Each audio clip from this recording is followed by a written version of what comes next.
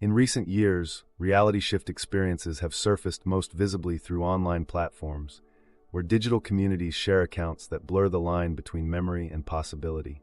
Hashtags tied to shifting realities have reached hundreds of millions of views, while forums host countless debates over whether these encounters reflect psychology, imagination, or something beyond. Mainstream science has not verified that people step into alternate universes, yet testimony continues to grow. Each new case adds weight to the question. When ordinary environments suddenly feel unfamiliar, are we witnessing strange mistakes in perception, or temporary cracks in reality itself? One commuter would soon wonder. The commuter who found a different city. In January of 2025, a 33-year-old office worker from Chicago described an ordinary morning commute that twisted into something he has struggled to explain since. He lived on the Northwest Side, followed a fixed routine, and often scrolled through the news while riding the same train into downtown. On this morning, he boarded at his usual stop, stood among familiar faces, and took his regular position near the back of the car. Only when the conductor announced the next arrival did his attention sharpen. The name didn't fit any station on the Chicago map. Expecting that he'd misheard, he leaned forward when the train pulled in. Bright lettering above the platform repeated the unfamiliar word, spelling out a stop he had never seen listed on city routes. Thinking maybe the transit authority had renamed it, he stepped onto the platform to check. The station structure matched one he'd walked through many times before, but every sign had been swapped for language he couldn't place. Even the posters and ads looked wrong, logos, business names, and designs that seemed both dated and foreign, like a parallel version of familiar brands. Determined to orient himself, he pulled out his phone. The GPS locked onto a shaded district north of downtown that he couldn't trace in any map service. Street names appeared across the display, none matching Chicago's grid. He tried to zoom for detail, but before he could study it, his wife's name popped up across the screen. She wondered why he wasn't near work yet. Glancing back quickly at the map, his confusion intensified. The screen had refreshed, placing him next to one of his regular stations, with all the proper labels restored. Around him, too, the surroundings had shifted back. The station signs carried their expected titles, the posters advertised real companies, and the storefronts above were once again recognizable. Just minutes earlier, every detail had suggested he'd walked into a different version of the city. Now everything had snapped into place as if nothing had happened. That evening he couldn't bring himself to reboard the train. Instead, he ordered a rideshare and sat in silence the entire drive. When his wife met him at their apartment, he described bizarre details, the wrong signage, the district that shouldn't exist, the sense of being stranded in a city where every element was switched. She suggested he was exhausted, maybe disoriented during the commute. He pushed back, noting he had touched doors, read menus posted behind glass, even replayed the sound of the conductor's voice in his memory. In his view, there was no simple confusion. The aftermath weighed heavily on him. For weeks he reported waves of anxiety at the thought of stepping onto the platform. Any delay in service or muffled announcement flicked old panic alive, as though the environment were ready to fold into another version again.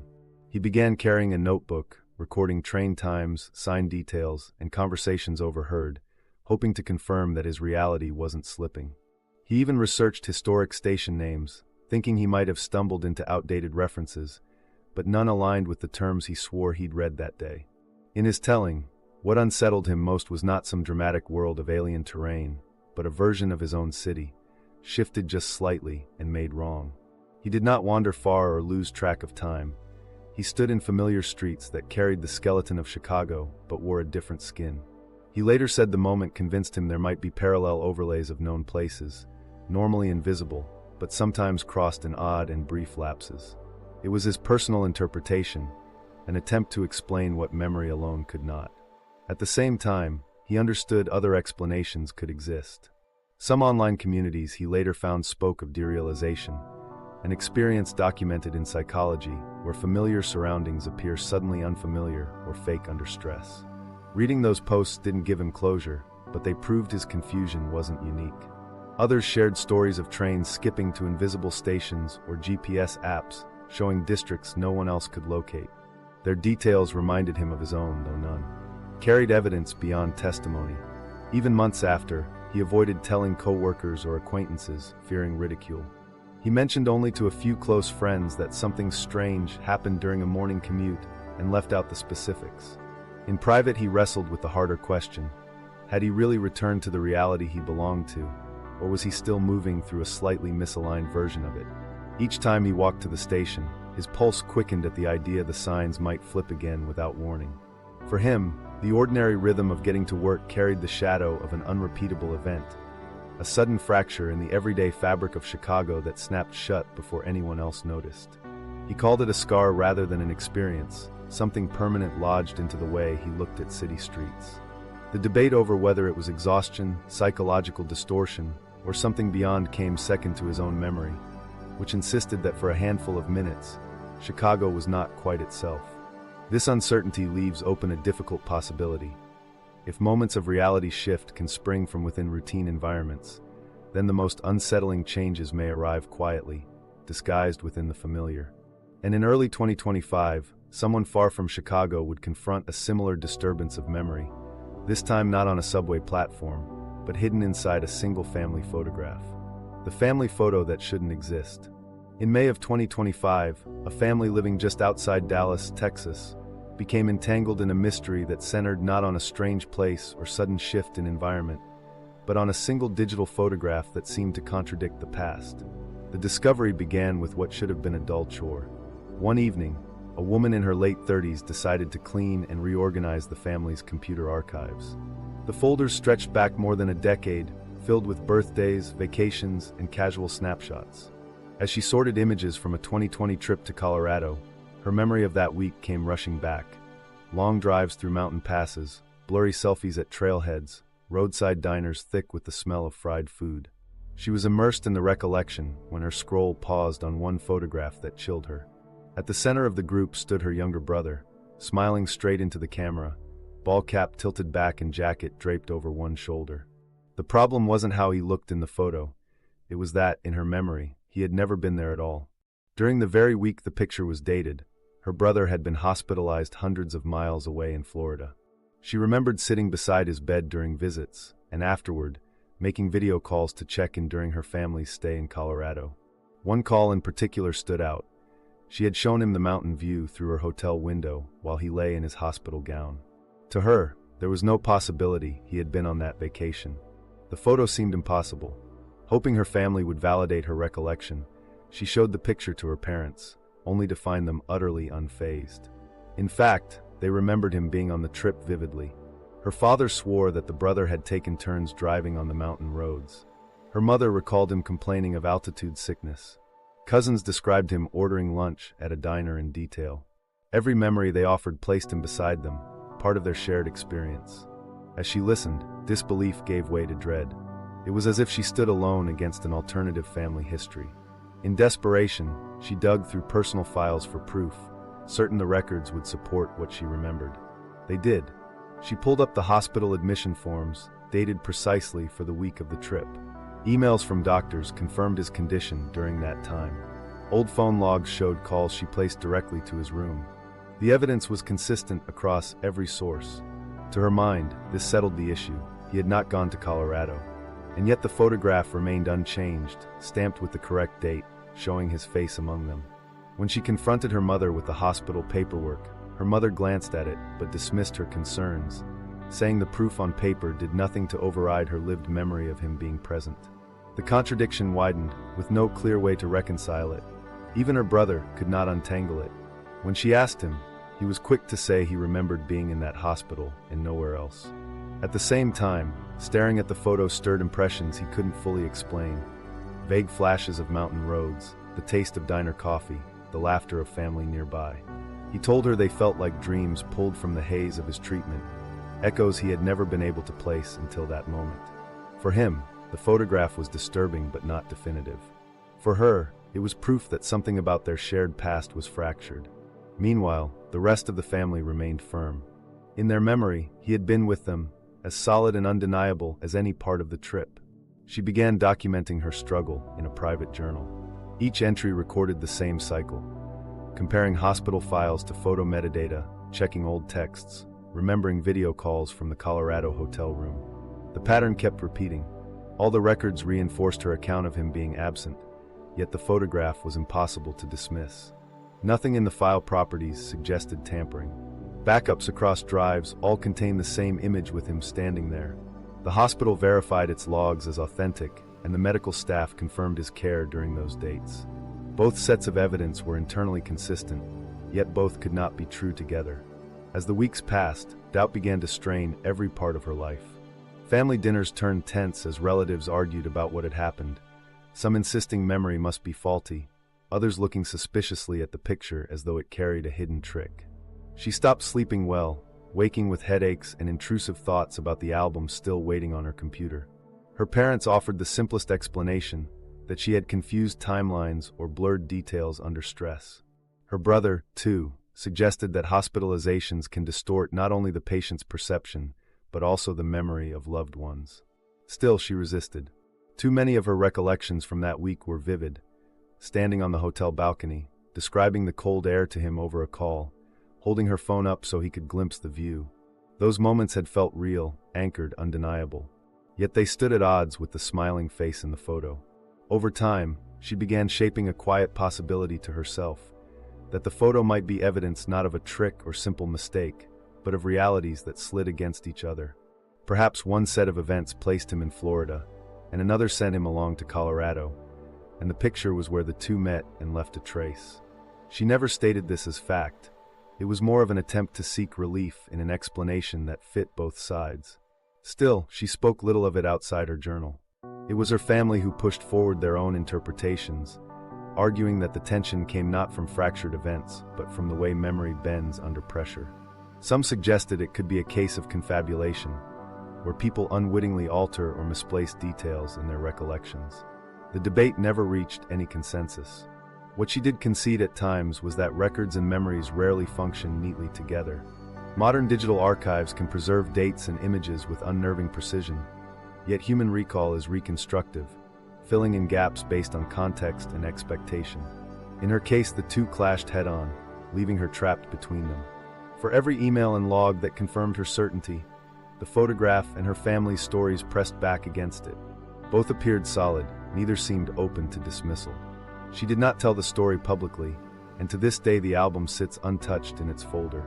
When it surfaces during family gatherings, the disagreement picks up where it left off. Her parents retell the vacation with her brother among them, while she feels her pulse climb at the sight of his smile, set against mountain peaks he, by her records, should never have seen. Friends she confided and urged her not to let the contradiction consume her, but she struggled, sensing more than confusion, sensing what she called a fracture masked as memory. Even now, years later, she remains caught in the tension. For her, the most unsettling part is not in deciding who is correct, but in realizing both versions continue to hold weight. The photo insists on one truth while the records attest to another. Together they leave her standing in the uncomfortable space between. And it is in that space, the place where memory pushes back against evidence, that her story lingers. She has not settled on what really happened or what the photograph represents. But she carries forward a realization that the boundary between what the mind recalls and what reality records may never be as stable as we assume. Others, around the same time, began to notice their own boundaries thinning in equally disquieting ways, not through photographs but through something even more intimate, the edge between waking life and dreams. Dreams that bled into daylight.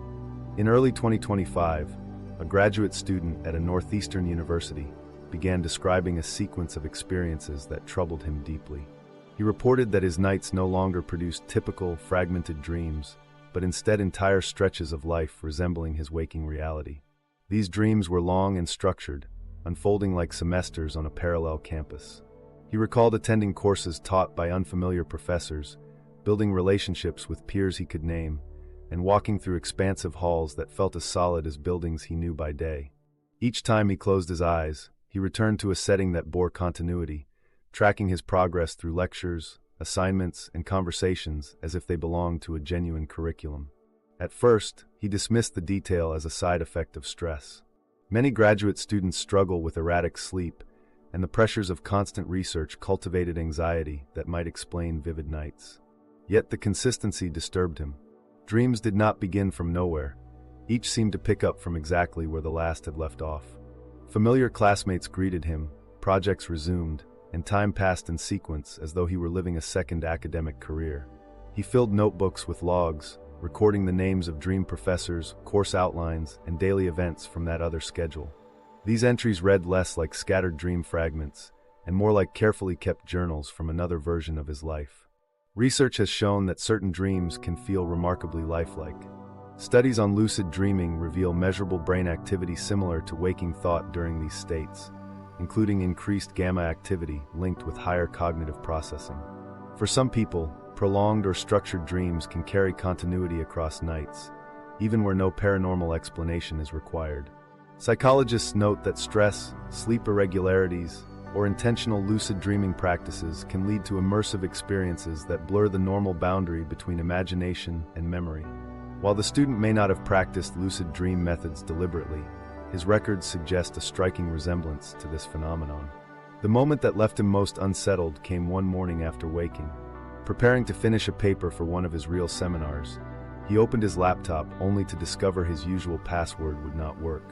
After several failed attempts, he recalled the login details he used nightly in the Dream University. On a whim, he entered them. To his shock, they unlocked the account instantly, granting access to his email and course materials. He insisted he had never created those credentials in his waking life, that they belonged to the other place. For him, this coincidence was terrifying. What might be dismissed as a simple memory error or forgotten setup felt, in his eyes, like a direct intrusion of dream information into his waking life. This event marked the beginning of a series of incidents he interpreted as leakage between worlds. For example, one professor asked him about a finished assignment he didn't remember starting, yet in his computer he found a completed file saved under a title identical to one he recalled writing in a dream. Another time, a new classmate's voice felt eerily familiar before he officially met her. He explained that he had already spoken to her in his nightly lectures. Disturbed, he attempted to explain this to his advisor. He recounted that professors in his dream setting called him by a different name, one that felt natural inside that life, but had no presence on his real enrollment records. When faculty searched their systems, they found no trace of him under this alternate name. For them, no parallel record existed. What unsettled him further was the technical anomaly of the login. University IT staff investigated when he reported it. They confirmed that the credentials he described worked even though they were not officially assigned. The anomaly never appeared in their databases, and they could not track how such access was possible. They eventually instructed him to reset his password and disregard the issue, but to him it seemed confirmation that his nights were reaching across into his days. As the weeks advanced, the student's health began to suffer. He grew wary of falling asleep, resistant to returning to what he called the other semester. On nights when exhaustion pushed him under, he described lying awake in that alternate campus with a sense of obligations waiting. Every missed assignment there left him anxious upon waking here, as if both schedules demanded his dedication. Mornings became panic-laced, marked by the dread that whichever version of himself he had left behind would collapse without him. The strain was visible. His grades slipped. Group projects faltered. He withdrew from friends on campus, distracted each day by whether his nights were undermining his waking responsibilities. Journals that once cataloged names and details turned darker, filled with anxious speculations about whether he might remain trapped in one semester and vanish from the other. When he sought help, counselors focused on recognized explanations. They considered sleep disorders, dissociation, and stress-linked conditions such as maladaptive daydreaming. They explained that some students report dream immersion, so vivid that they struggle to compartmentalize it from study routines. They encouraged him to undergo sleep assessments and emphasized the possibility that his body's exhaustion was reinforcing these immersive states. Still, he resisted their framing. He insisted that unlike ordinary dreams, this life returned with continuity and produced coincidences, like the functional login, that he could not reconcile through clinical terms. As he withdrew from more classes, his anxiety became linked less to coursework than to the act of resting itself. Nights no longer offered silence, but the pressure of continuation. His journals documented his dread with blunt repetition. Sleep equals work. Work equals two lives. He spoke with peers about seeing faces both familiar and duplicated. Students who seemed to exist only in the dream campus, yet felt as genuine as anyone he knew in reality. The overlap carried more weight than curiosity. It eroded his trust in memory, in credentials, and in ordinary relationships. Within months, his academic record showed medical withdrawals across multiple courses. He explained to a friend that he needed to retreat, to limit his stress and reduce the likelihood of recurrence. Yet even after stepping back, he reported that the intensity of the dreams persisted, though his notebook entries grew shorter as though he lacked energy to document them. He voiced fears that the two versions of himself were pulling against each other and that sleep no longer belonged to him. Clinicians who later reviewed his case commented that immersive dream states under high stress can reach levels that overwhelm students, sometimes to the point of functional decline. They noted the extraordinary detail of his reports, but emphasized the consistency with known conditions rather than any suggestion of alternate lives. Still, to him, no explanation diminished the unease of experiencing lives that felt structured and continuous, then finding fragments mirrored in his waking accounts. He remains cautious about describing his experiences to others, avoiding formal claims but speaking of being haunted by another version of himself. For him, rest was never again the same. He carried forward the sense that behind the wall of dreams remains a second calendar of obligations, one that burdens him even if its classes hold no place in any official record. By the spring, his university files noted stress-related withdrawal. Friends describe him as quieter, watchful, reluctant to speak of what sleep might bring. He told one confidant that he can no longer lie down at night without fear. To him, every attempt at rest risks an unchosen return. His story leaves behind a troubling idea that dreams might impress obligations too real to dismiss, whether or not anyone else finds them credible. And while his case played out in the solitude of a student bedroom, the unfolding accounts of 2025 would not all remain confined to private memory. For some, disquieting shifts appeared in public spaces, shared by more than one witness at a time. Shared shift in a grocery store. In March of 2025, a couple living in Queens, New York, described an unsettling afternoon inside their local grocery store. For years they had shopped at the same market on Saturdays, following the same routine. The aisles were well worn into memory. Produce to the left, dairy coolers lining the back wall, frozen goods extending toward the right. On this particular morning, they pushed their cart as usual toward the dairy section, expecting the familiar rows of milk and eggs. Instead, they found shelves of flour, sugar, and boxed cake mixes where the refrigerators had once stood. Both stopped abruptly, confused, waiting for the other to confirm what they were seeing. They kept moving, telling themselves the store must be under renovation, but the deeper they went, the stranger things became. Dairy and juice coolers were now lined against a section of the store they had never seen used that way. Signage did not match their memory, steering them toward aisles that no longer carried the items expected. What disturbed them most were the unfamiliar brand names. Yogurt containers bore glossy logos they had never encountered. Ice cream cartons displayed corporate designs polished enough to look authentic, yet none resembled the national labels they remembered buying there every week. Curious, they checked their phones, typing in the brand names. No online catalogs, no trademark listings, no trace digital search could find. Only silence. Feeling more anxious, they decided to ask an employee stocking shelves nearby. The man looked at them quizzically and said nothing seemed out of place. He told them the brands had been there, as long as anyone could remember. Later at checkout, the cashier gave much the same answer, appearing confused by their suggestion that dairy had been relocated. According to the staff, nothing had changed. To them, the idea that aisles had moved or that products were new to the shelves made no sense at all. Trying to keep their composure, the couple paid and rushed out. But when they checked the digital receipt stored on their phones, their unease turned sharper. Every item they had bought that day listed under those same unknown brand names. That part made sense. What did not were the older receipts they still had saved from weeks and months prior. Pulling them up for comparison, they found those two now showed purchases under the same unfamiliar company names. Ice cream they remembered buying from a major national brand 2 weeks earlier now appeared on the receipt under the new, untraceable label. To them it seemed the change had spread backward, altering not only the market but the recorded history of their transactions. At first they struggled to explain it. Exhaustion? Simple misremembering? But each of them could lay out the old layout of the store in detail. The milk at the far back wall, the yogurt stacked beneath a brand they had bought for years. Both sets of memories matched perfectly. What heightened their discomfort was the certainty that it wasn't one of them remembering wrongly, They had the same recollections in lockstep.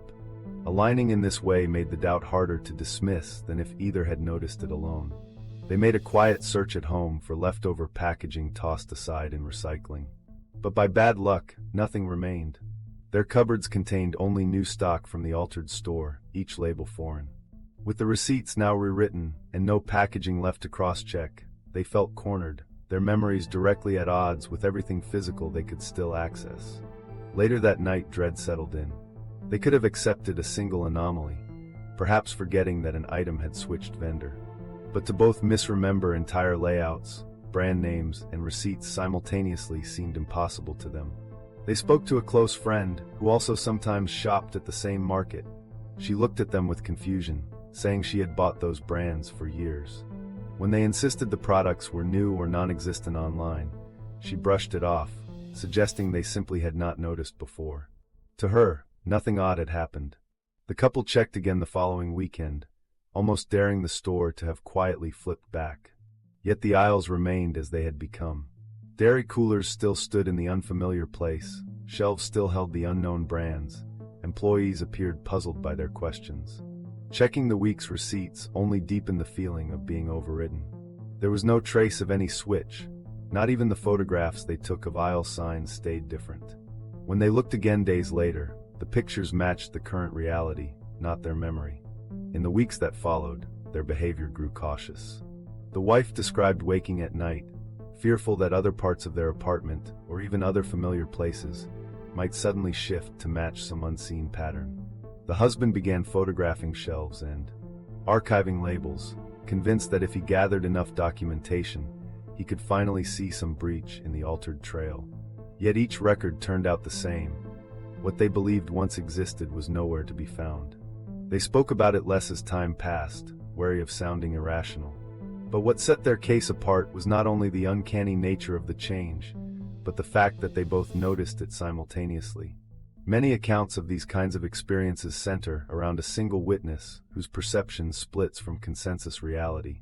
Here, two observers had seen the same thing, preserved the same memory, and compared it against the same contradictory records. That shared mirroring felt like their only safety, a confirmation that their sanity had not failed them both at once. Yet it also intensified their fear. From their perspective, retroactive changes to receipts made the experience undeniable. To skeptics, however, such anomalies could be explained through simple failures, database updates, silent vendor substitutions, or natural erosion of accurate memory over time. Psychologists note that under stress, environments that feel most familiar are also the ones most vulnerable to sudden sensations of wrongness. Shared experiences between close partners can further reinforce that feeling, granting validation even when small lapses align. This does not erase the unease. For the couple, rational framings did little to quiet the suspicion that something fundamental had bent that day in the store. In conversation, they sometimes considered whether it might have been easier if one of them had simply given in and dismissed it as a mistaken memory. Accepting that possibility would have given them closure, even if at the cost of accuracy. Instead, they clung to one another's recollections, certain they had once seen the store as it used to be, and just as certain that every trace of it had been overwritten. Online forums offered fragments of similar tales, fleeting posts about vanished brands or altered layouts, but none stayed visible long enough to investigate. Their searches often ended with blank screens. The experience changed how they shopped. They still returned to the market occasionally, but with unease, hyper-aware that the shelves no longer matched the place they had trusted for years. They held hands in tense silence as they walked aisles, then checked receipts nervously afterward. Nothing changed again, no new shifts emerged, but neither did the old reality return. To everyone else around them, the store was ordinary and unremarkable. Only for the two of them did it hold the weight of something broken. Whether their account amounts to evidence of a fracture in the everyday, or simply reflects the quirks of perception, remains impossible to prove. What matters in their telling is the scar it left. The realization that familiar environments may not always be stable, and that no matter how carefully one documents reality, the mind can still feel betrayed by what the world insists is true.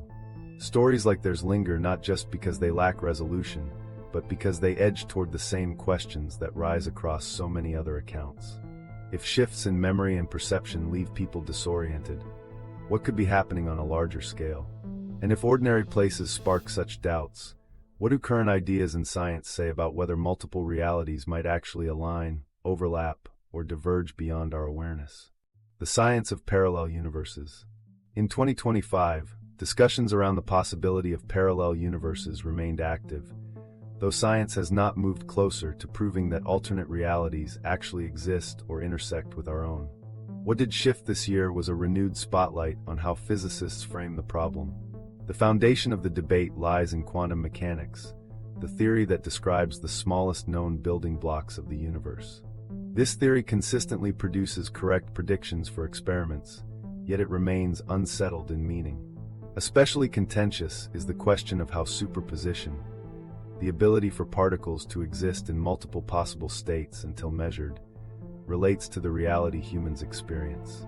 For decades, this tension has given rise to interpretations such as the Copenhagen model, which treats observation as the collapse of uncertainty, and the many worlds model, which considers every outcome as actually occurring in different, non-communicating branches. Surveys of physicists reveal no consensus, with opinions scattered across several major interpretations. No experiment to date, including those of 2025, has singled out one interpretation as correct.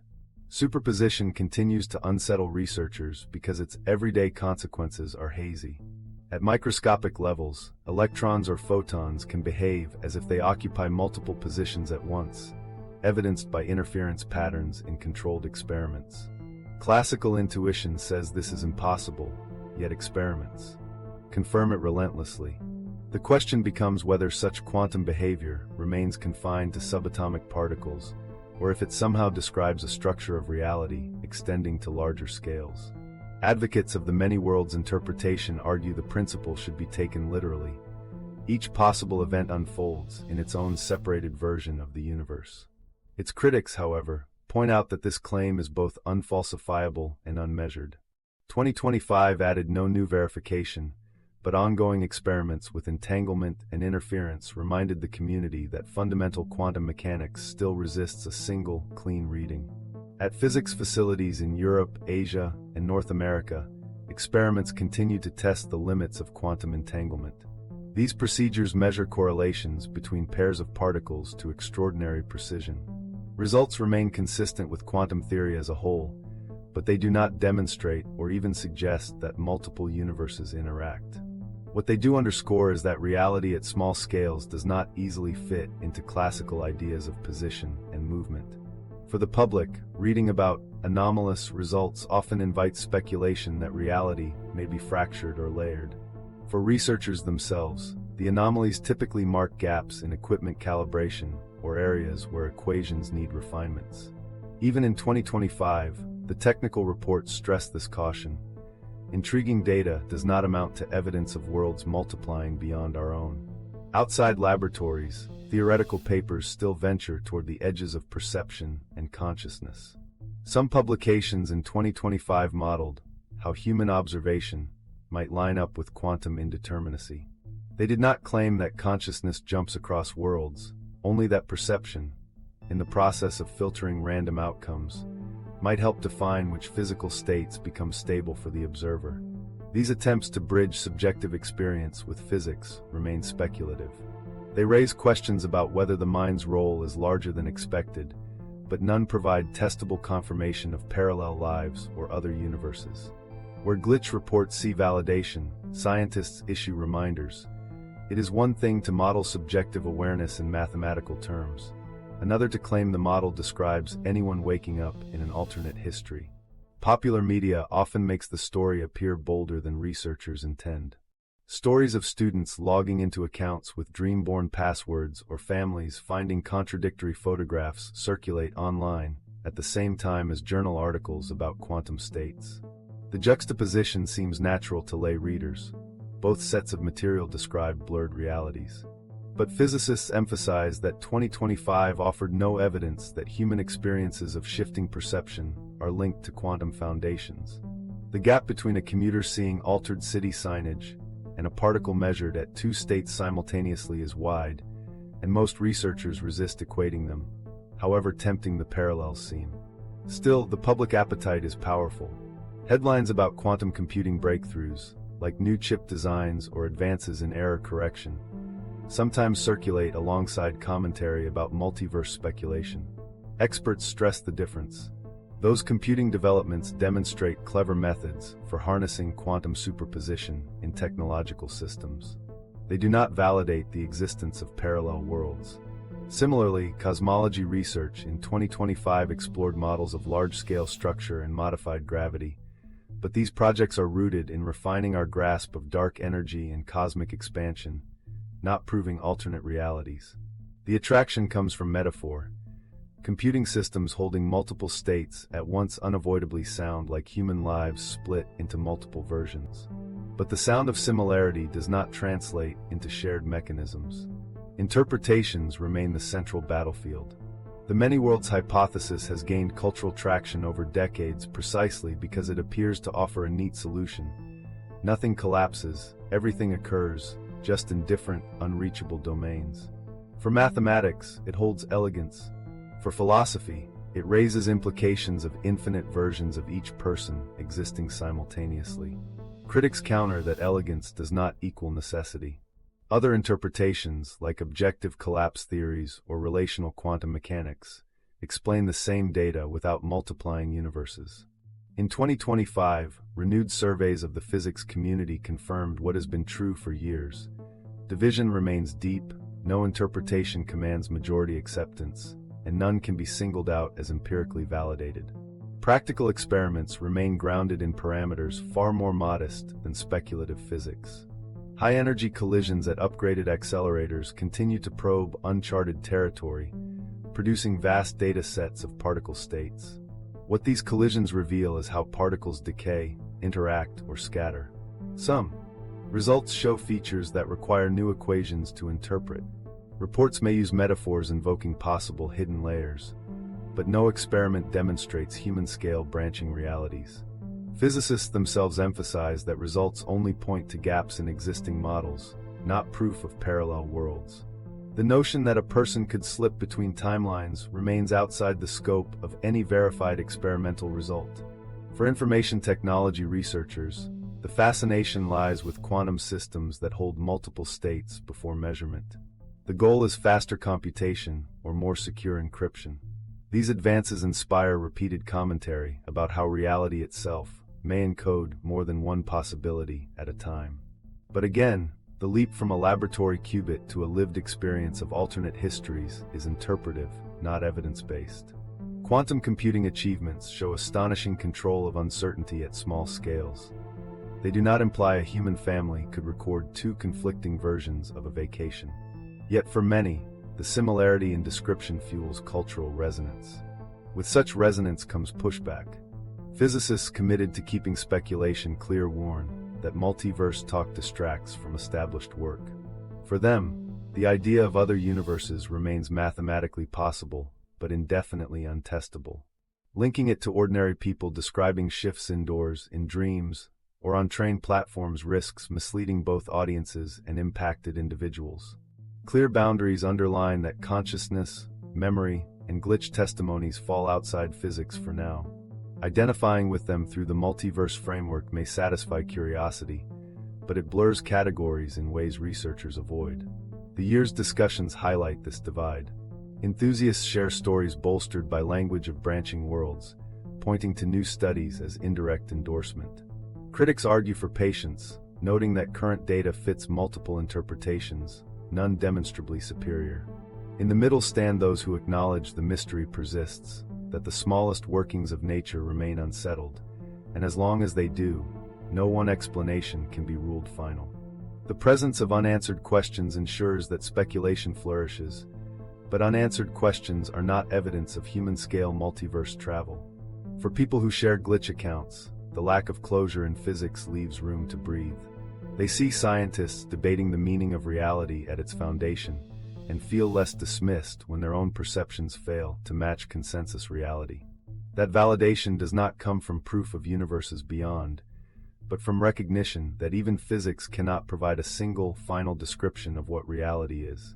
Still, specialists emphasize the difference between translating anomalies in particle behavior into branching lives and recognizing the narrow, controlled context where those anomalies appear. The intrigue arises precisely because the two sets of ideas sound alike.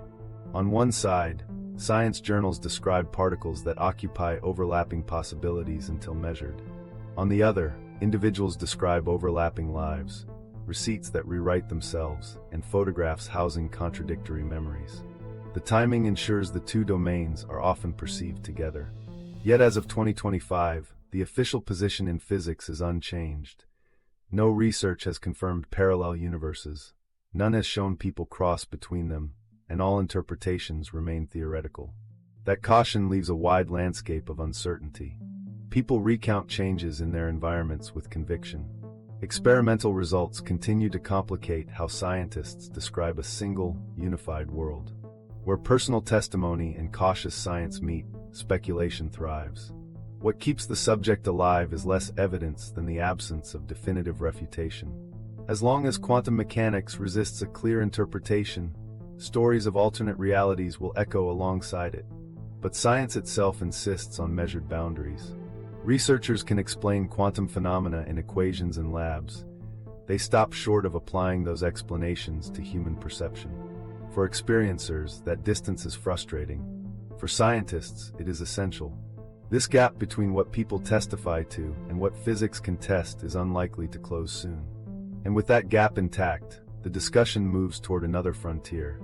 Not just how particles behave, but how the human mind itself may generate experiences that appear indistinguishable from realities splitting apart. Psychological pathways into glitches. When unusual accounts are described as glitches, it is easy to imagine them through the lens of physics or multiverse speculation. Yet clinicians and researchers frequently observe pathways within the mind itself that can generate experiences strikingly similar to those reported as reality shifts. These explanations do not dismiss the accounts as false. They position them within established psychological processes that, when heightened by stress, trauma, or immersion, can render the familiar suddenly alien. One of the most frequently referenced processes is known as derealization. This term describes episodes in which familiar surroundings take on a quality of unreality. Colors look wrong, voices sound detached, or distances feel distorted even though the setting remains the same. During these states, individuals often know their environment has not literally changed, but their perception insists otherwise, as though they are viewing the world through a pane of glass.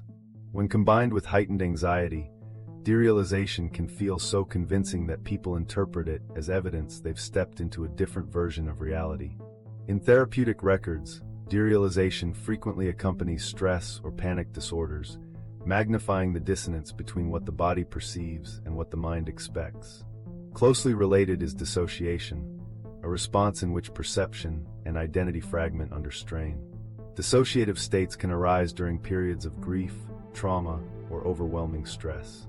A person may find that whole hours feel dreamlike, or that details of conversations appear altered from how others recall them. For some, this disconnect breeds sensations that environments have reorganized or that familiar faces have subtly changed. In clinical terms, dissociation functions as a buffer, giving the psyche distance from pressures it cannot immediately resolve. For those experiencing it, however, the break does not feel like a defense but like a world partly replaced, feeding into the language of alternate realities. Extreme stress itself can act as a powerful trigger. Psychiatric specialists note that when the nervous system is forced into overdrive for long periods of time, perceptions can become unstable. Students surviving on erratic sleep schedules or workers running past their limits sometimes find that familiar rooms or streets briefly look wrong, as though shuffled into unfamiliar order. Exhaustion heightens vulnerability to misfired sensory processing. Faced with sudden disorientation, many turn to the language of glitches, because it offers a label that feels both accurate and accessible. Where therapists see the toll of fatigue or anxiety, those experiencing the moment perceive a rupture in reality. Memory introduces another important pathway. Psychological research emphasizes that memory functions less like a stable archive and more like a reconstruction, reorganized each time it is recalled. Emotional states, expectations, and outside influences reshape remembered details. This means that an old photograph or a revisited location can collide with a person's recollection, producing what feels like proof of a displaced timeline. Reports of discovering family members in images where they should not be often mirror this process. The photo exists and is unaltered, but the memory has shifted. Because false memories can be indistinguishable from true ones in the mind of the individual, the perception of contradiction feels absolute. Clinically, this is explained as memory reshaping under stress. For the experiencer, it registers as evidence of two competing realities. Therapists also document connections between panic and spatial distortions. Individuals in the middle of a panic attack often describe surroundings that suddenly look or feel unfamiliar. Street signs out of place, layouts altered, buildings oddly distorted. These distortions connect closely with the body's physical reaction. Rapid heart rate, shallow breathing, and narrowed focus distort how visual information is processed. When calm returns, the environment restabilizes, but the memory of displacement lingers. Later, that moment of raw fear is retold as a brush with an alternate world, even when the triggers point firmly toward the mechanics of panic physiology. Immersion and absorption add further nuance. Research shows that individuals high in absorption, the capacity to become deeply invested in imagination or inner experience, are more likely to report lifelike, sustained realities during relaxation or autosuggestion. Reality shift communities online, particularly in the years surrounding 2025, have even popularized induction methods that encourage precisely this type of immersion. Guided relaxation, visualization, and self-suggestion designed to shift into alternate settings. For many, these techniques produce experiences as vivid as waking life, complete with characters, sensory richness, and narrative continuity. Psychological studies connect such outcomes to immersive daydreaming and self-hypnosis, both capable of generating secondary realities that blur the line between memory and imagination. From within these states, individuals feel they have crossed boundaries into an alternate existence. From outside, the framework aligns cleanly with established mechanisms of absorption and dissociation. Not all experiences can be explained through stress or self-instruction. Some accounts overlap with symptoms associated with psychotic spectrum conditions, where disturbances in thought or perception produce intensely convincing alternate realities. People undergoing such episodes may describe shifts in time, fragmented identities, or transformed surroundings. To those around them, these reports resemble glitch stories of fractured worlds. Within clinical care, however, the episodes are treated as psychiatric symptoms requiring attention. The distinction is critical. The person experiencing hallucinations or delusions is not inventing a narrative to deceive others. They are describing perceptions that feel utterly real to them, shaped by neurological and psychological conditions. For practitioners, acknowledging the validity of their perception while guiding treatment remains central. Digital culture also plays a significant role in shaping modern narratives of breaches in reality. Online forums and social platforms host vast archives of glitch reports, where people exchange accounts and interpretations. Therapists note that this exposure can create feedback loops. A person who misremembers a detail may find immediate validation from others who call it a shift, which reinforces their belief and heightens their vigilance for further anomalies. In this way, minor perceptual disruptions can evolve into elaborate belief networks. The digital environment does not fabricate the experiences themselves, but amplifies and reframes them, offering interpretive templates that lean less on clinical language and more on multiverse speculation. Importantly, clinicians do not generally treat these experiences as lies or attention-seeking. In therapeutic practice, the reports are approached as genuine narratives of perception. A mother staring at a photograph that contradicts her memory, or a student describing immersive nights as continuous second lives, is not fabricating. They are struggling to reconcile two conflicting layers of experience, one anchored in emotion-driven perception, the other in external evidence. Treatment focuses less on arguing whether the anomaly happened in a cosmic sense, and more on supporting the individual through the strain the perception produces. From this perspective, glitches often function as psychological adaptations. The mind under immense strain may distort awareness in order to create distance from what feels unbearable. A dissociative state allows a grieving person to feel surroundings as alien, insulating them temporarily from overwhelming loss. An exhausted brain might misread signs in a train station, producing a version of the world slightly askew. A memory in flux can provide an alternate version of events that, while not historically accurate, allows a sense of coherence. In all cases, the person is left convinced of having touched another reality, not because they invented it, but because the brain provided an interpretation powerful enough to override ordinary certainty. By the mid-2020s, clinics, universities, and independent case studies acknowledged that these psychological mechanisms explain a vast number of experiences reinterpreted as reality shifts. Trauma fragments perception, memory rebuilds imperfectly, stress destabilizes nerves, and absorption deepens immersion. Each pathway produces first-hand situations that can feel indistinguishable from stories of stepping into another universe. For those living in them, the boundary between symptom and supernatural event is not visible. Psychological framing does not drain these reports of their power. On the contrary, it highlights just how profoundly the mind can alter its relationship to the world. What stands out is not whether the experiences can be replicated scientifically, but that they reveal vulnerabilities of perception that every person shares. Glitch accounts expose both the resilience and fragility of human awareness. As these frameworks took hold, investigators began to shift from focusing solely on how glitches were interpreted to examining who was most likely to report them in the first place. Emerging patterns showed that while the phenomena cut across many groups, some ages and communities reported them far more widely than others. This raised a further question. If the psychological pathways are universal, why did particular populations come to dominate the conversation around reality shifts? Who reports reality shifts in 2025? In 2025, observers began to notice that reports of reality shifts clustered most visibly in particular communities, rather than spreading evenly across all groups. Encounters are described by people of all ages, but younger, digitally native users created the overwhelming share of visible documentation. What stood out was not simply who said they experienced a shift, but how they shared it. On platforms crowded with posts and videos, the largest wave of reports came from users comfortable turning perception into content, attaching screenshots, clips, and timestamps to claims that older generations typically left as unwritten memory. By sheer volume and reach, these younger accounts filled the public spaces where the phenomenon was discussed. The scale of activity was striking. Reality-shifting hashtags continued to accumulate hundreds of millions of views on TikTok, while Reddit's shifting-focused forums grew into communities tens of thousands strong. These spaces became repositories where disjointed memories were not only described but dissected.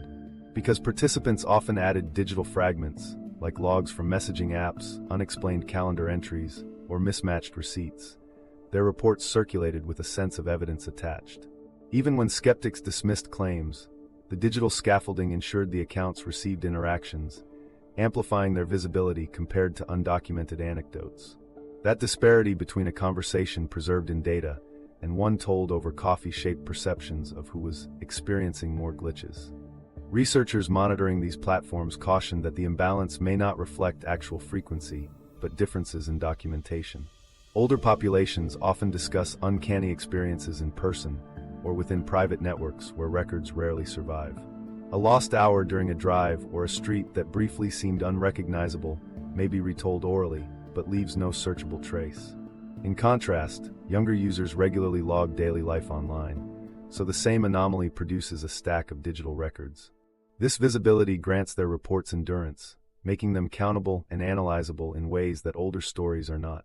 Documentation differences also influence credibility. A 70-year-old describing a disjointed walk through a familiar neighborhood might produce nothing beyond recollection. A 20-year-old facing the same disorientation can show exercise tracker maps and GPS errors, creating a package that feels less like a tale and more like a case file.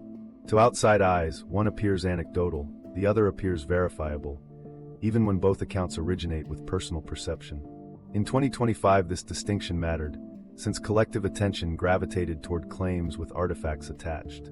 Life stage and stressors added another layer to this demographic skew. Many individuals steeped in reporting were also navigating pressures from education, career building, housing costs, or early family responsibilities. These conditions correlate closely with sleep disruption and anxiety, factors known to heighten dissociation and perceptual anomalies. Mental health practitioners noted that this same age cohort often appears in treatment describing environments as strange or unreal. When those experiences are carried into online communities already primed to interpret them as glitches, the incidents not only spread faster, but gain explanatory frameworks before clinical possibilities are considered. Social context shapes outcome. Whether a moment of derealization is described as symptom or evidence depends as much on community as on the individual. Cultural commitments to technology intensified these divides. Younger people treated digital records not as secondary support, but as anchors of reality itself.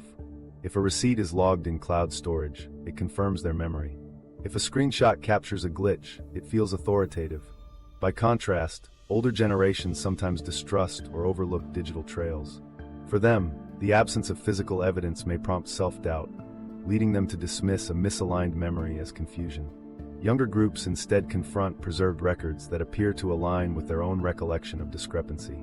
This asymmetry not only influences confidence, but alters who ultimately reports publicly. Place also shaped this pattern. Dense urban districts where younger professionals and students dominate produce the highest concentration of glitch reports.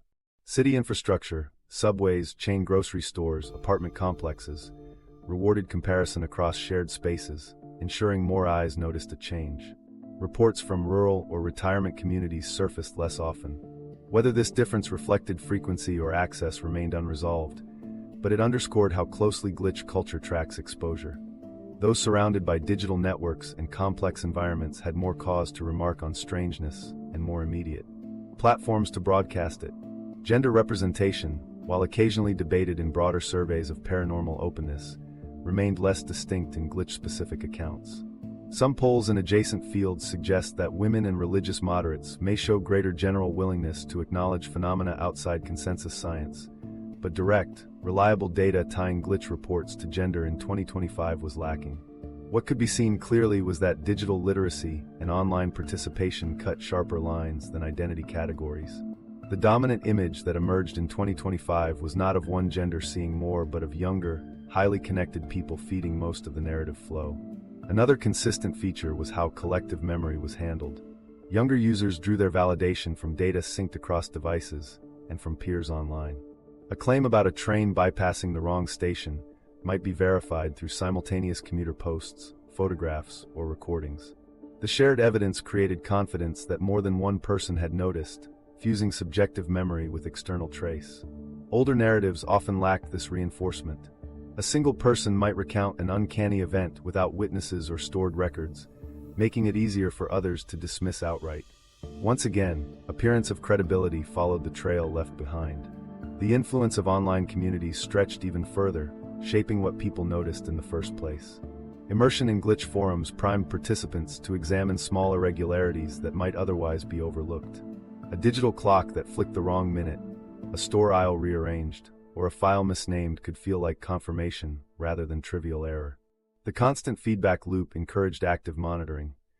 People compared notes, sought out others with parallel experiences, and elevated small discrepancies into collective patterns. In populations less entwined with these networks, similar irregularities may pass without report. The difference was not only living through glitches, but framing them in a culture where glitches were expected. Researchers who gathered and classified these stories emphasized the psychological coherence of these demographic tendencies. High stress, high immersion, and digital proficiency clustered with young adults, and so did the reports. This matched the narratives already circulating. Commuters in their 30s interpreting signage that didn't match memory, or students describing nights divided between continuous dream timelines and daytime study. The demographics shadowed the stories themselves, reinforcing the impression of a generational core, even when experts warned that perception, not actual incidents, may be skewed by the data trail. As the year moved forward, compilations of glitch testimonies continued to show heavy presence from these younger, tech-savvy populations. Teenagers contributed sporadically, often with stories framed playfully rather than with the careful documentation seen in slightly older users. Middle-aged groups produced scattered, but less elaborate records, while seniors remained underrepresented almost entirely. Whether this truly mapped onto who experienced anomalies, or only who was able to capture and share them, stayed unresolved. What did become clear was that visibility leaned heavily toward those for whom online platforms doubled as living archives. For investigators tracking cultural impact, these patterns raised further questions. Were younger people simply performing awareness in spaces where attention rewarded them? Did stress and exhaustion open them to perception lapses misinterpreted as glitches? Or were younger groups legitimately brushing up against something unusual, with increased sensitivity to moments older groups shrugged away? These questions carried no consensus answer. They did, however, underscore that glitch reporting in 2025 had a distinct profile: digital urgency, public proof, and amplification within constantly refreshing feeds. Reports did not look evenly spread across the human population, but tilted toward communities already primed to compare records of reality against the recollections of memory. That tilt highlighted how difficult it is to trace the boundary between perception, memory, and reality. For the people supplying digital evidence, each screenshot or log entry felt like confirmation. To critics, it marked the influence of expectation and culture. Both interpretations relied ultimately on an unsettled factor: how human consciousness encodes experience in the first place. The question turned from who documented glitches most actively to what role the very structure of awareness might play in shaping what is seen as real, and why moments of fracture appear convincing in the first place. How consciousness shapes our reality, how consciousness colors the world we experience, has become one of the most unsettled but vital questions. Accounts of people convinced that reality has bent around them invite closer scrutiny of how awareness works, not as a detached observer, but as the very frame through which every moment is understood. What appears outwardly as an external fracture may, from another angle, reflect the inner mechanics of the mind constructing reality for the self that perceives it. Much of the evidence comes from how altered brain states modify perception.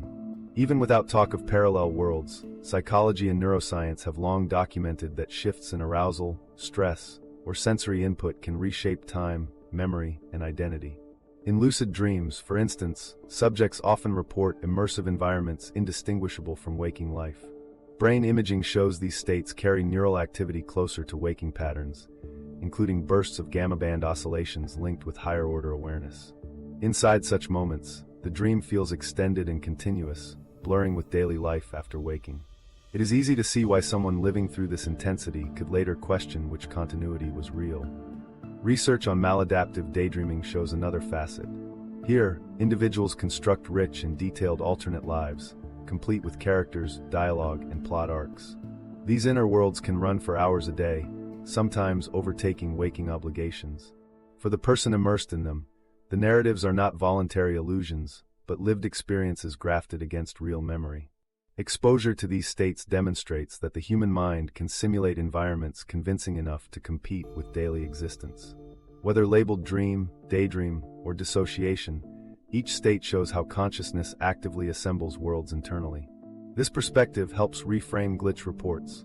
Take the commuter who insisted Chicago's familiar stations bore altered names. From one angle, he stepped into another city. From another, his perception recalibrated, assigning unfamiliar meanings to familiar signs. The reality he lived in during that half hour was fully functional to him, even if consensus reality argued otherwise.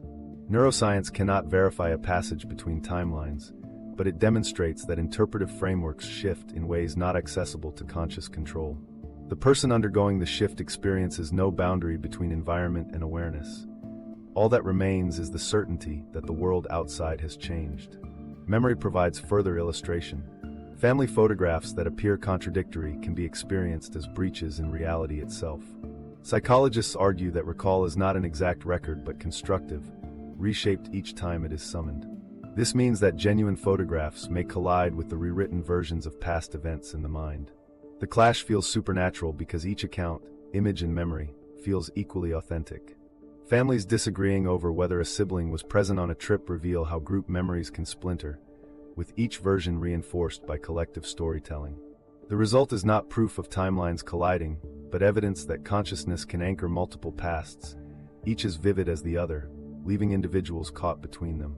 Meditation research adds another pathway into altered perception.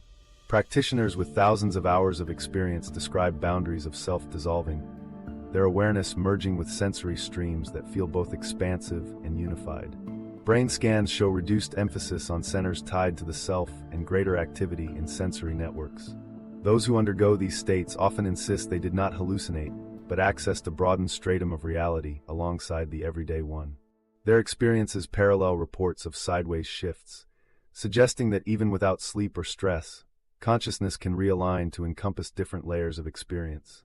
Philosophers have debated these questions for centuries.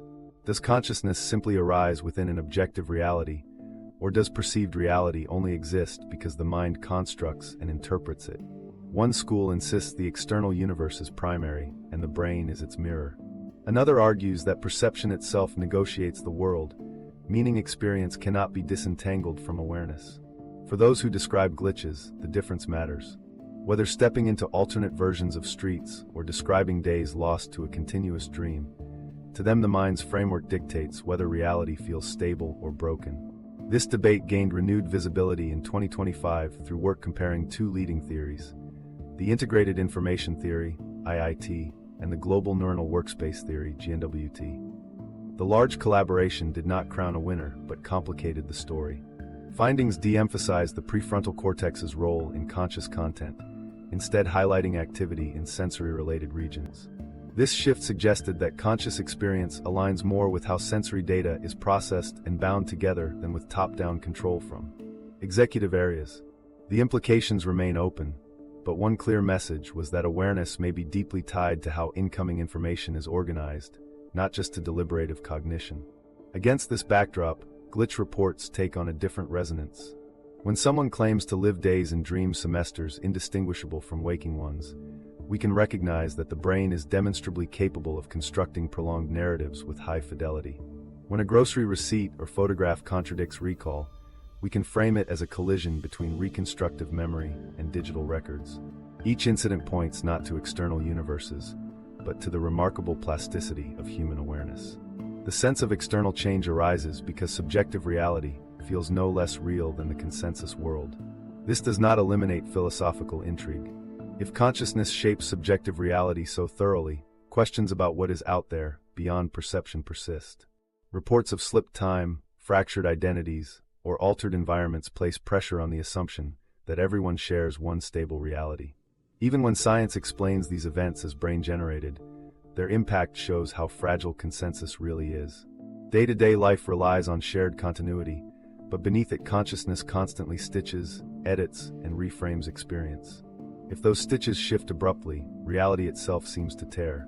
Skeptics emphasize that brain processes demonstrate convincingly how people can generate alternate realities internally. They stress that no evidence indicates consciousness projects new external worlds. But for witnesses, that technical distinction may not matter. The shock of confronting a city, a family album, or a dream that defies expectation creates a sense of rupture powerful enough to override rational explanations. To them, the inner becomes outer, with consciousness leaving traces that feel lived, not imagined. Framing glitches as products of subjective reality does more than medicalize or explain them away. It highlights the human mind's capacity to fabricate entire experiential environments without permission. This interpretation sits between physics and psychiatry. It avoids untestable claims of parallel universes, but also validates people who feel they have lived through authenticity-shattering events. Here lies the balance. Consciousness provides the missing bridge. The mind as generator of experience can explain narratives of fracture without imposing cosmic conclusions. Collecting testimonies alongside lab findings reveals an unexpected symmetry. Experimenters show consciousness expanding, rewriting, or simulating timelines. Witnesses recall lives, places, or records that feel impossible but etched into their sense of self. Both point to a reality built not only from external inputs, but from ongoing internal construction. When the inner construction veers sharply, the outer world feels unstable. The shock may be universal. Any mind capable of constructing reality is vulnerable to its sudden reorganization. That leaves a sharpened consequence. Glitches may not mark entry into parallel landscapes, but exposure to the mechanics by which awareness sustains each person's world.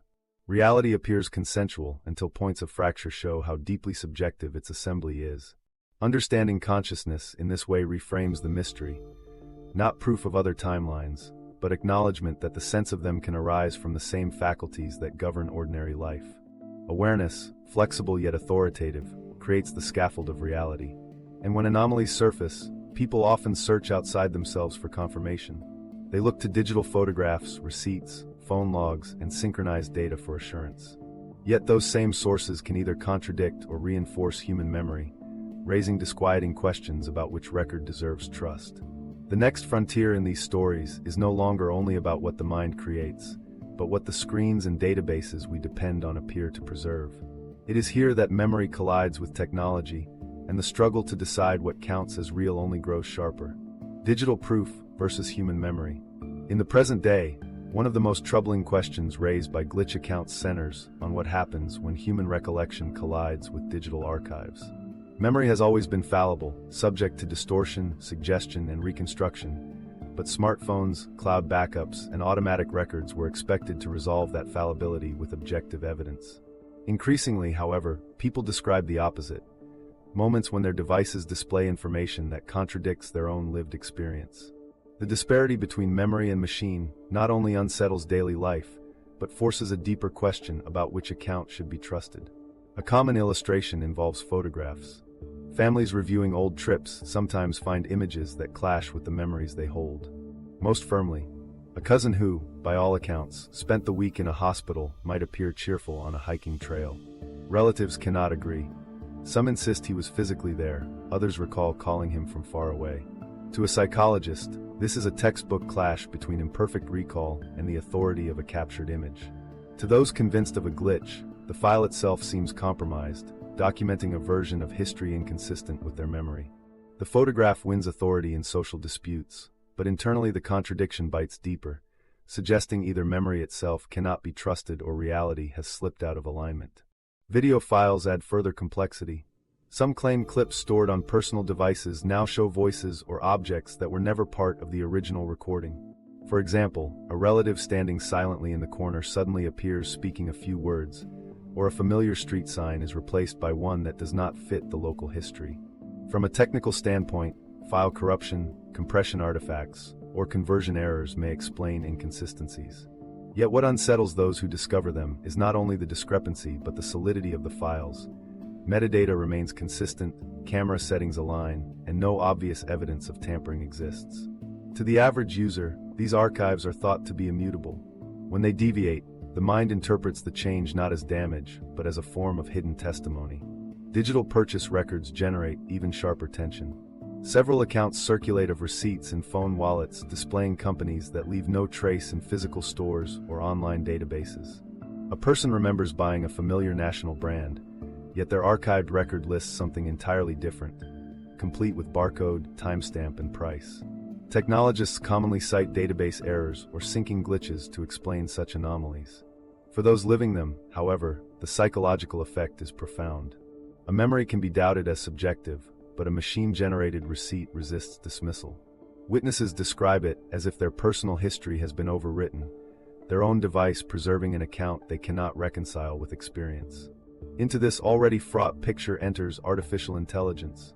Image generators and deepfake technology demonstrate that realistic pictures, voices, and clips can be fabricated quickly. This cultural awareness introduces a blanket suspicion.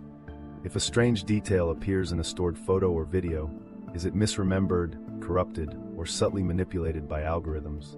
Even the ordinary processes of auto-enhancement, file compression, and backup syncing can unintentionally alter or degrade content. Most of the time such changes go unnoticed, but in rare cases they intersect with strong memories, producing a sense that machines have captured realities that should not exist. Some interpret this as confirmation of glitches, while others warn that human memory's reconstructive nature and technology's fragility make mismatches inevitable. The unsettling point is not that technology proves alternate histories, but that it complicates trust. For generations, photos, ledgers, and later recordings provided the stability human recall lacked. They settled disputes, serving as fixed anchors when memories diverged. Now, artifacts that once resolved uncertainty sometimes worsen it. A couple can argue about what brand they purchased, and instead of deciding through recollection, their archive contradicts both of them. In these moments, evidence that should close the case opens it wider. A single crisp realization follows. the same tools intended to stabilize truth can deepen confusion when their output conflicts with lived memory. This conflict can weigh heavily on mental health. Counselors observing such cases point out that when people already struggle with anxiety or dissociation, discovering digital records that negate their memory can intensify distress. Because the file feels objective, the contradiction undermines not only what they recall, but their trust in themselves. In previous decades, a lapse might be shrugged off. Today, constant connectivity encourages people to compare anomalies in forums and communities. Once they find others describing the same disorienting gaps, the temptation grows to see these mismatches not as quirks of software or memory, but as evidence of broader fractures in reality. For the companies that manage these systems, official explanations lean on technical issues, corrupted files, server-side indexing errors, syncing glitches between devices. Specialists caution that such failures are more common than most users realize. Yet official statements rarely satisfy experiencers, who often argue that their memories are too vivid and too consistent with family confirmation to be explained away. The divide grows between narratives of human fallibility and data malfunction. One side points to the reconstructive nature of recall, the other insists that their lived truths are being erased or contradicted by silent processes beyond their control. Some reports even describe oddities in geolocation data. Phones briefly map unfamiliar districts, mark coordinates outside known grids, or show streets that do not exist on municipal records. When screenshots capture these scenes, metadata appears valid. Once systems reset, the anomalies vanish. Skeptics cite weak GPS signals or temporary reliance on outdated maps, both technically sound explanations. Yet to the witnesses, these files constitute rare evidence, a digital measure that, at least for a moment, aligned with their own sense that reality was out of place. They argue that error readings exist in every field, but few errors feel so humanly convincing as a misplaced city block etched onto a phone screen. The implications of these tensions run wide. Human memory has always been pliable, shifting with perspective, association, and time. Digital systems, once imagined as neutral observers, can themselves introduce failure through compression, AI processing, or server-side error. Each side carries potential fault. This means that when contradictions arise, neither memory nor machine can declare unchallenged authority. Instead of sealing certainty, the interplay between the two sometimes reveals how fragile certainty actually is. In the gap between fallible minds and imperfect records, unease finds its place. For those immersed in glitch narratives, this gap becomes an opening. They argue that photographs unexpectedly populated with absent relatives, or receipts displaying impossible brands, are not evidence of corruption, but of alternate tracks of existence. Screenshots and data logs become prized artifacts, reinforcing testimonies that the world can split without warning. For them, even when skeptics dismiss their proof as technical malfunctions, the presence of consistent documentation across multiple reports feels too patterned to ignore. The archive itself becomes a reluctant witness, not corrupted but candid. Others take the opposite view, treating every file as suspect. To them, AI has rendered all digital artifacts unreliable. An impossible image might not reveal reality bending, but software recomposing pixels in ways unnoticed at the time. Just as memory reconstructs events afresh, technology now reconstructs records continually through compression, filters, and updates. Both processes can generate details that carry conviction without accuracy. From this framing, clashes between memory and data are not mysterious, they are inevitable. The effect of these competing interpretations is the same: doubt spreads. Where people once trusted photographs, receipts, or GPS displays to mediate between fragile memory and consensus reality, every discrepancy now breeds suspicion. Evidence that should bring closure keeps disputes alive. Some attempt to anchor themselves by privileging memory above all. Others surrender to technological authority and dismiss their own impressions. Still, many settle in a middle space, acknowledging that neither can be fully trusted, and that certainty itself has become unstable. This shift leaves a lasting cultural mark. The very idea that truth can be settled by appeal to digital evidence erodes as files themselves become contested. The unsettling possibility lingers that the strongest technology in everyday life, coded to log every detail, can fail in ways the human mind interprets as existential rupture. In that sense, anomaly reports and clinical cautions overlap. Technology and memory both generate imperfect records, but when they conflict, the result is confusion profound enough to feel like reality itself has broken. And so reports continue to accumulate, not just of memories that fracture under stress, but of digital records that appear to carry their own contradictions. Whether these result from human psychology, technical error, or something more mysterious, their presence underscores a growing struggle to decide which account deserves our trust. The more people compare their files to what they remember, the sharper these conflicts become, fueling both skepticism and belief.